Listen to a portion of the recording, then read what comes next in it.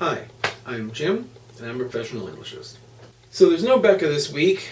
She's been really busy this past week or so. We didn't get to film together before today, which is Monday. And so I need to film to get the video up, because Monday is when we put the videos up. She's going to start getting really busy, and so there may be more of these videos that is just me. I hope you guys are okay with that.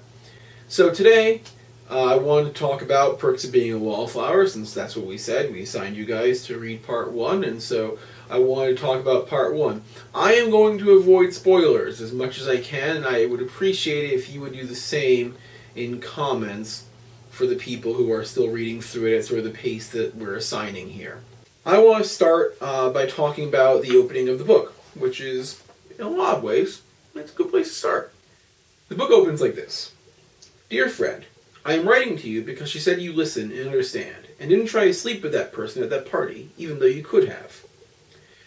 Charlie reiterates this in the next paragraph, saying, I just need to know that someone out there listens and understands, and doesn't try to sleep with people, even if they could have.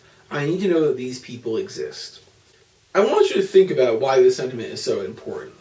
Not necessarily the sleeping with people, even though they could have sentiment, but the idea of not doing something wrong, or potentially wrong, just because you have the ability to. Charlie revisits this idea later to a degree, right? Because Charlie is actually very good in a fight. And he doesn't usually get in fights, because he's too good at it. He will actually hurt people, and that's what happens later, right? He hurts Sean, because he gets angry, and he knows how to fight.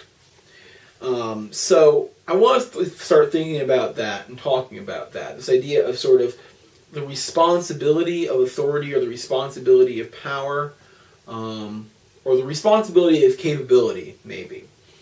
And also consent, right? So this book has a great deal of stuff in it about consent and responsibility. Think about, as we go through this book, the various times in which somebody does or doesn't do something that they have the capability to do or the opportunity to do. Because that becomes a pretty important theme as we move on, and I want you to start thinking about that. Also, think about why Charlie is writing these letters anonymously. He says that he doesn't want to be found. Why doesn't he want to be found? Maybe that relates to the idea of consent, right? That Charlie is writing these letters, but he's not asking the permission of the people he's talking about to talk about them. So maybe as far as he's concerned, he wants them to remain anonymous because they haven't given him their consent.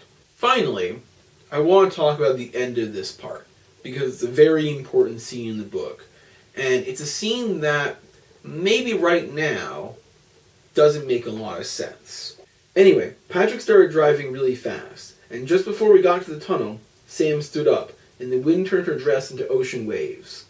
When we hit the tunnel, all the sound got scooped up into a vacuum, and it was replaced by a song on the tape player, a beautiful song called Landslide.